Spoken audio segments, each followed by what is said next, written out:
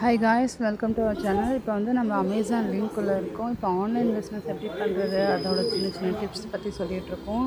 இன்றைக்கான டிப்ஸ் எப்படி அதில் நம்ம அன்றைக்கான மந்த்துக்கான ரிப்போர்ட்ஸ் ஜென்ரேட் பண்ணுறதுன்னு சொல்லிட்டு அந்த வெப்சைட் ஓப்பன் பண்ணிவிட்டு அதுக்குள்ளே ரிப்போர்ட்ஸ்குள்ளே போய்ட்டு மேனேஜ், அதில் வந்து டேக்ஸ் டாக்குமெண்ட்ரி அதுக்குள்ளே போய்ட்டு மர்ச்சன்ட்டில் ஓப்பன் பண்ணிங்கன்னா அது மந்த்லி ஜிஎஸ்டி ரிப்போர்ட்ஸை ஜென்ரேட் பண்ணும். அதை ஓப்பன் பண்ணிக்கோங்க. ஓப்பன் பண்ணிட்டு இதில் வந்து B2B ஒரு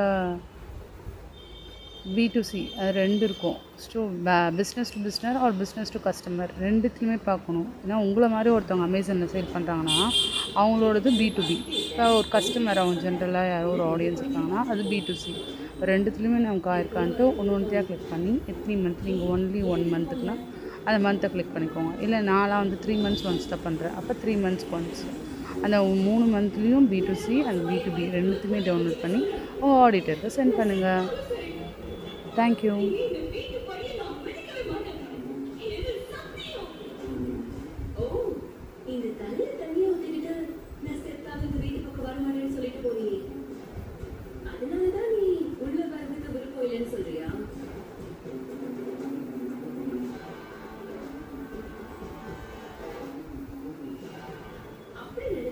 இந்த வீடு இருக்க தசை பக்கமே நீ வந்திருக்க கூடாதே.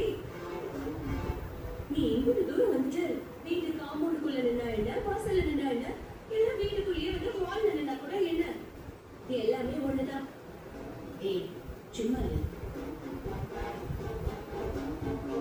இங்க பாரு, நீ பேசுறதெல்லாம் மறந்துட்டு வீட்டுக்குள்ள இருந்து குழந்தைய பார்த்துட்டு போ. அவதான் வீட்டுக்குள்ள வர விருப்பம் இல்லைன்னு சொல்றேன். விடு. வீட்டுக்குள்ள வரதுக்கு விருப்பம் இல்லைன்னா வந்து நீ பார்த்துட்டு போயிட்டு இருக்க வேண்டியதானம்மா.